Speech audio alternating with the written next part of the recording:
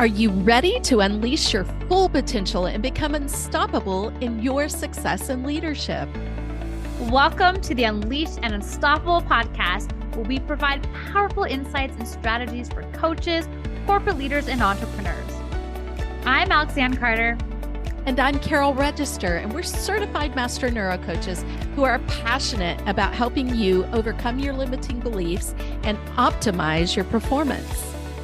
Each week, we'll be sharing actionable tips and strategies using neuroscience, from interviews with industry experts to solo episodes, to help you lead a life of power, purpose, and possibility on your own terms. Join our community of like-minded individuals. Hit subscribe now, and let's be unleashed and unstoppable together. Hey, leader. Welcome back. I'm excited. Well, I know I'm not having a conversation with you, but, I am having a conversation with you, but I mean, not directly with you and I having a conversation, but I'm really excited by last week's episode, taking a listen and being aware over this past week about you being connected with your free to be moment. And what does that look like when you think about with your inner child and going back to childhood? Like, what were those moments where you felt completely free to be yourself and didn't feel like you had to perform for anybody, right? That you just got to be in your zone and do your thing, and you got to do it because it's just who you be and what you love to do. And this kind of leads into a little bit of today's episode. On last week's episode, I did talk about, the busyness piece, right? And being able to be yourself. And over the last couple of weeks here in Panama, I've really been able to experience that and tapping back into creativity and adventure, the things that are my free to be moments. And at the same time, feeling resistance. Yes. The brain being resistant to these moments because they are opposite, right, to certain identity and belief of old belief or old identity, right? That is, let's just be honest, a little bit different to living in Panama, right? Coming from more of a North American environment, right, where things are a lot more go, busy, right? Again, I shared last week about seeing on Amelia's diaper about busy, and it's unbelievable how many children's books have the word busy in them. And, I always remember my old boss saying, you can be busy doing absolutely nothing, right? Because busyness doesn't equate to productivity. It doesn't equate to actually moving things forward. It's just that we often feel or are used to this busyness, right? It makes us feel important. It makes us feel good up until it doesn't, right? Because then when we are so busy, it's not oftentimes comfortable because it might be followed with stress and anxiety and regret and a lot of other additional emotions, right? Overwhelm. And it's like, it doesn't feel good, but our brain is always wired for safety and familiarity. And so if you are wired for this go, busy, overwhelm because of, again, stemming from childhood, how you grew up, you will carry that into life. And so here I am often invited, this is a saying that I had from when I first moved here about be here now, was to fully be here now and be present in the moment. Yet, right? Just like if you started a meditation and, we had Jen Burrell's episode replay a few weeks ago as well, because I remember, that when I started doing breath work, my mind was blown. So going into breath work, right? It's different habits, right? And different behaviors with our bodies and how we react to that. So over the last couple of weeks here in Panama, I have also been experiencing this brain resistance to slowing down. And it's fascinating how it doesn't really like hit me in the moment. It's oftentimes like through reflection. But I live here and we're in Panama, and there are many, individuals, and I even remember watching an episode on Netflix. It was about the blue zones, and I was very curious, to learn about the blue zone in Costa Rica. And when I watched it, it was very similar. I honestly they filmed it in my backyard, because there was such a similarity between the Panamanians that live close to where I live and how they go about their day, and in this episode.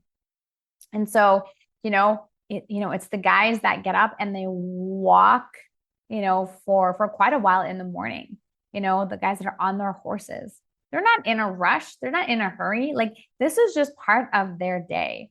Many of the workers that come here to work, they are, because they're building homes around here. They walk for quite a way, for quite a ways, and I'm often offering rides or stopping by, and they're like, no, I'm happy. Even this morning, actually, fine example, I chose to walk to work today. I needed to be there a little bit earlier, so I walked, and I chose to just enjoy the nature, enjoy the sound of the monkeys, enjoy the sound of the birds. Now, in that moment, I was really present and connected with that. Now, I'm sure when I first moved, well, maybe not when I first moved here, but prior, other moments, it would have been like last minute, leaving out the door, rush, rush, rush, go, go, go, right? And so living in Panama has provided me the invitation to slow down. It's given me the opportunity, right? Again, we will base decisions, right? Our brain is always scanning our environment. And as I shared last week, right, we'll notice patterns and create patterns. And so what I see and experience here is slowing down. My default, however, is still often, kind of the go, go, go and rush, rush, rush like this. And this is where, the brain interruption, the brain pattern is happening by living here in Panama, by witnessing, experiencing, my Panamanian friends and just how they go about things, and myself and my default of how I will move throughout my day. And one thing that I have been pretty consistent with since almost moving here has been, going to the beach, and spending time walking and being present and connected with the, the ocean and my environment. And the other week, I started, some days I'll walk with friends. And so one of my girlfriends and I went to the river, walk by the river and the ocean close to where we live. And she brought a coloring book and paper and pens.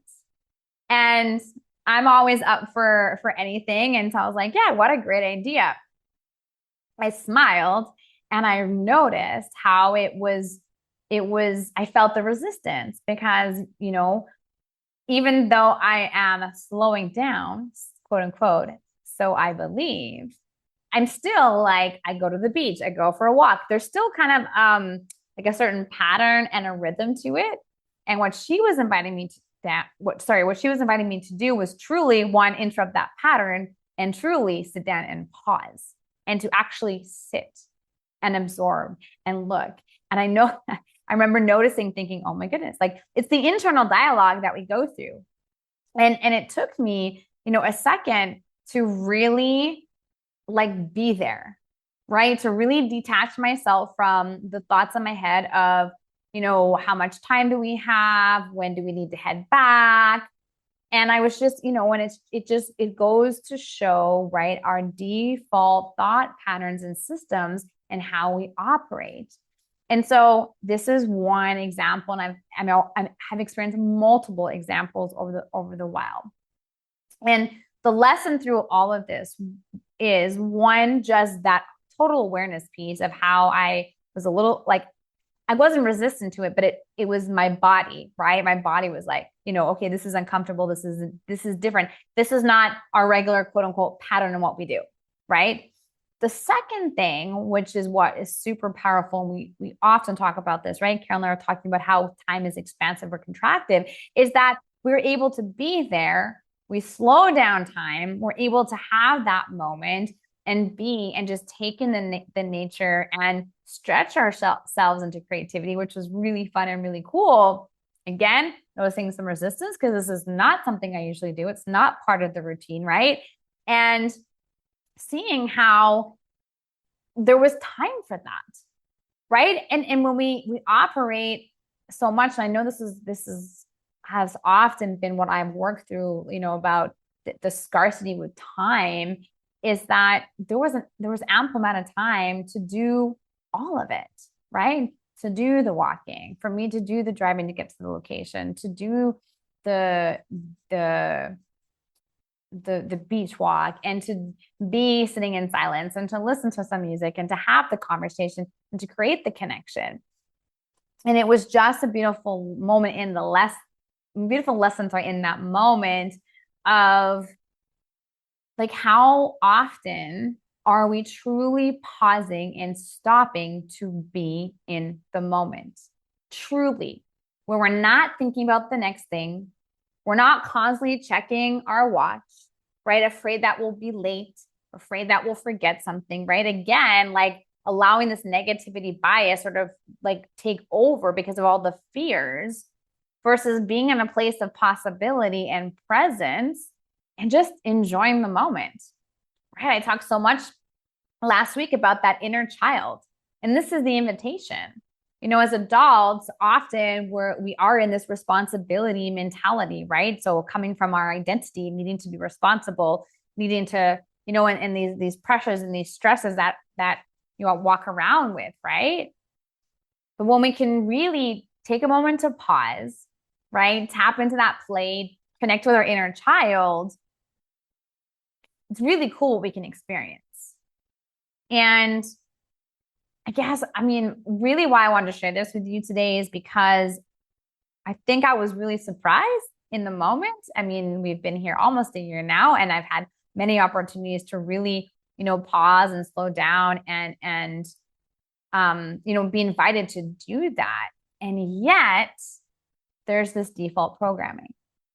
And when we are consciously aware of this, right, we can give ourselves permission. Like I noticed I got to give myself permission in that moment to just be, and to have fun with my friend, and to tap into my creativity, right? Later that day on my stories, I shared like I am creative, which, as I shared last week, is sometimes still something that feels a little bit uncomfortable for me because I've had the belief for so long that I'm not creative. And in those sort of awkward moments of silence where I could tell that my friend wasn't done yet, I got invited to continue to draw. And by the end of it, I had a beautiful drawing. But it was so funny how it's like I started with this this minimal piece.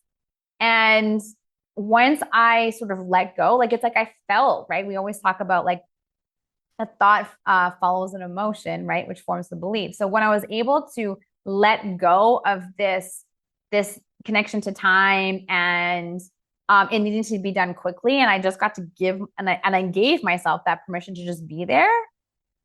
It was so fun and enjoyable because I wasn't in this sort of psychological assessment of like all these other things.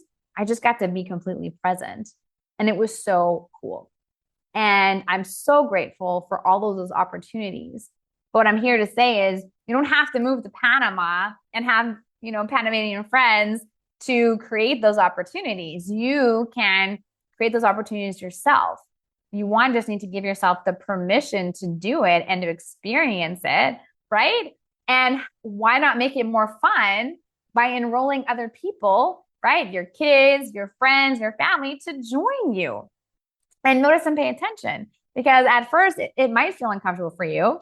And I'm sure it might feel comfortable for them as well. But if you can continue to do this, and that's what I'm noticing, right? The more that I do that, and the more that I sort of like let go of that control, the more that I'm experiencing that joy and the happiness and the presence, and really getting to live and enjoy life, right? Versus being on this go, go, go, go, onto the next thing, onto the next thing. So my invitation for you today is to think of something, an activity. You can always, maybe look at your bucket list item, or, ask a friend. Again, it's kind of like last week where I said, think about something you enjoyed to do as a child. You could even go ask ChatGPT, right? And like, okay, Alex on the Unleash Unstoppable podcast invited me to, be creative or do something fun and spontaneous, and maybe just share like something that you're, maybe a place that you're going to or something that you're up to this weekend. And yeah, and then do something spontaneous. Like that's really what this is. And this is what one of my really good friends here, like I just love it because she's constantly coming up with really, really fun, spontaneous things. And it's really stretching me outside my comfort zone, but it's really helping me enjoy life and enjoy being. So that's my invitation to you. And let's say next 48 hours, do something spontaneous, right? Notice how you're feeling, give yourself permission to experience it, and then tune in next week to another episode. So I'll see you next Thursday. Ciao for now. Bye. Thanks for tuning in to another episode of the Unleashed Unstoppable podcast with your hosts, Alexandra Carter and Carol Register. If you enjoyed this episode and you'd like to help support the podcast, please share it with others. Post about it on social media or leave a rating and review and subscribe. That's all for this episode, Wildly Ambitious Leaders. See you next week.